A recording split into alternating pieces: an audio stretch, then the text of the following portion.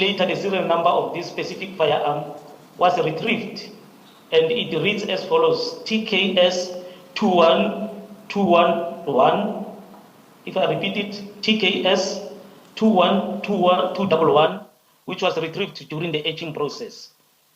And this is that the one serial that, number? Oh, sorry. Is that the one that was received by I forget his rank now, Kader?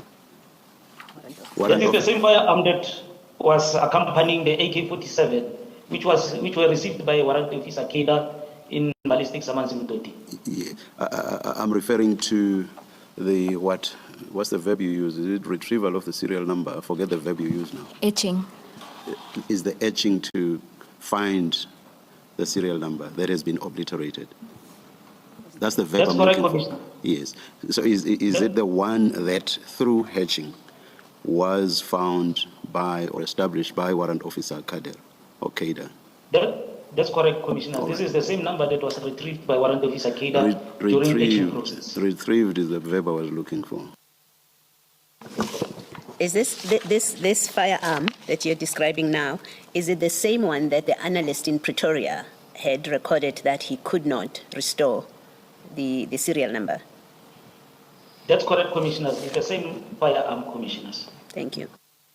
So as you just heard, the ballistic process, which is called etching, and I'm going to share a video with you by Chris Mangena, Colonel Chris Mangena, who is of the Pretoria Ballistic Experts Lab, okay?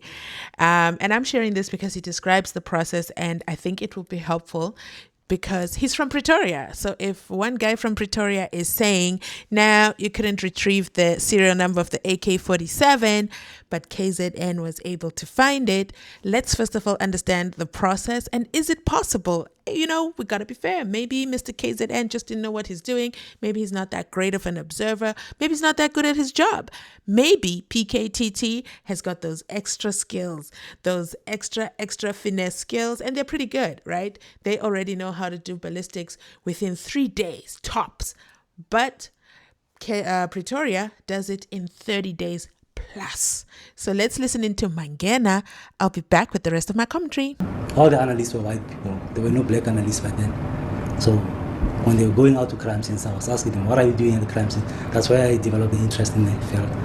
Before the end of the year, in 94, I went to one of the colonels, Colonel Faisal, and I asked him, Colonel, is it possible for me to join this section to work with you? If it's a close range, we'll see this around, because you know that how close was the firearm from his wound. The bullet entrance wound.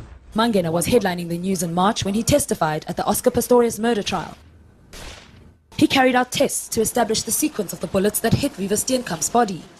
And it was Mangena who confirmed that Pistorius was on his stumps when he opened fire. This contradicted the state's initial theory that he'd been on his prosthetic legs at the time. In this process, we are retrieving the serial number of the firearm that has been removed. Now it's the etching process of the serial. What it is, the serial number has been fired off, but now we're going to look for it. Check if we can retrieve where the serial number was and what serial number was it on this file.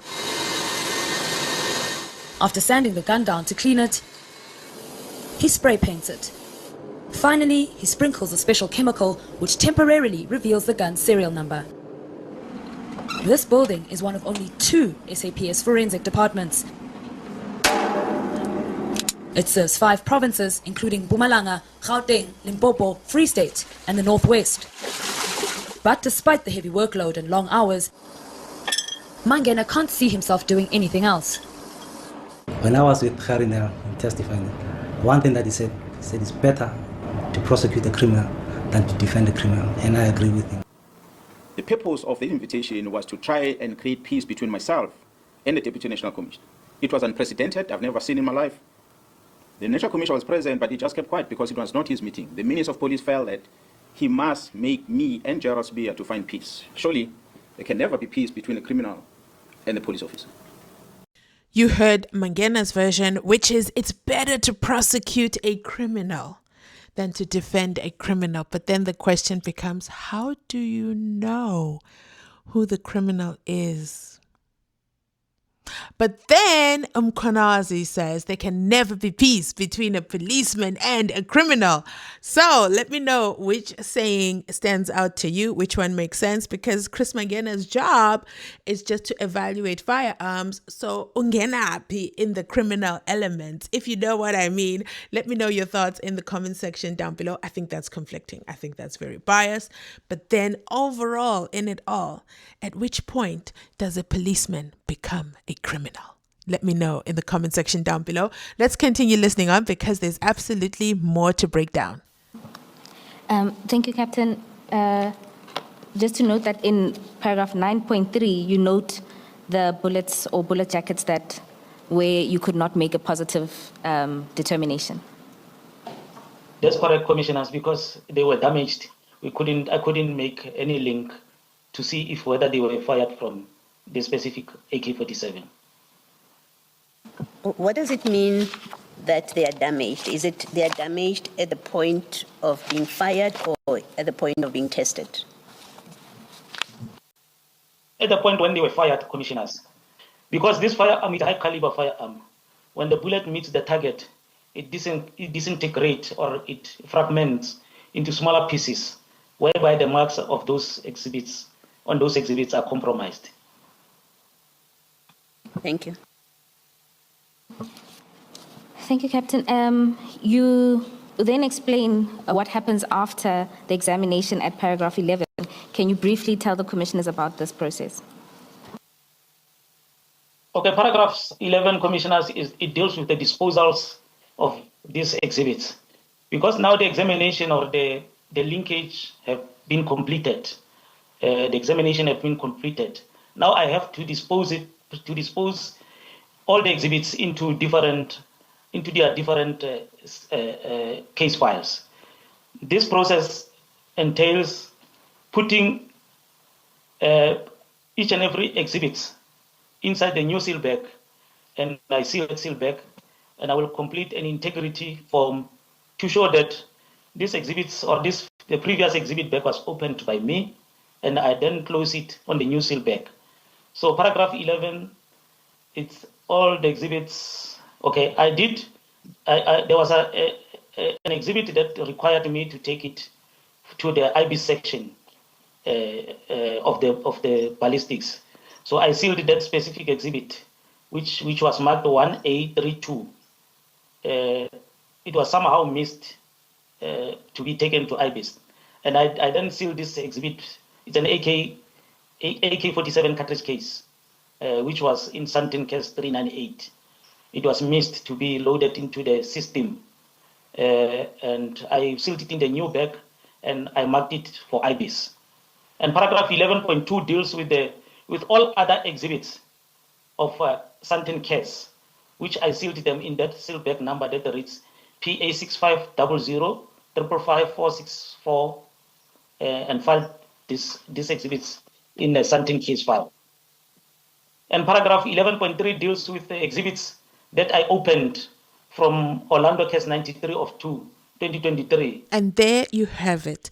You heard it from Captain Solomon Motisane of the Pktt ballistic expert in Tindleni, okay, in KZN. And he tells us what happens after he's finished doing his examinations of that AK-47.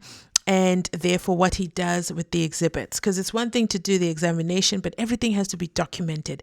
Everything, there has to be a chain of command. There has to be a trace of what you did, what your results were, and what did you do with the exhibits, because obviously the exhibits now have to go into the dockets, and then the dockets now go to court if the investigation is complete. However, we know in the Senzime trial, the ballistic expert Colonel Chris Mangena did not return the firearm into any sealed evidence bag.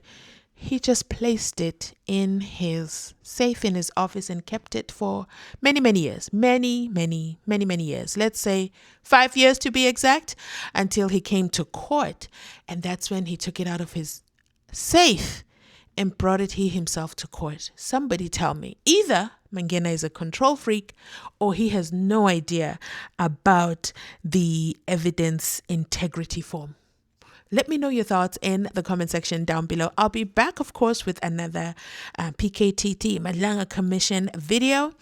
And let's continue to break these down to get a deeper understanding of what exactly is going on and why Police Minister Senzo Mchunu decided the political killing task team had to be ended, disbanded abruptly, all of a sudden, on a whole New Year's Eve. I'm going to end this video here. Thank you so much for watching. If you've made it this far in the video, you absolutely have my heart. Please remember to like, to comment, to subscribe. Share this video with the last 3 people you chatted with on WhatsApp, and I'll catch you on the next one. Bye.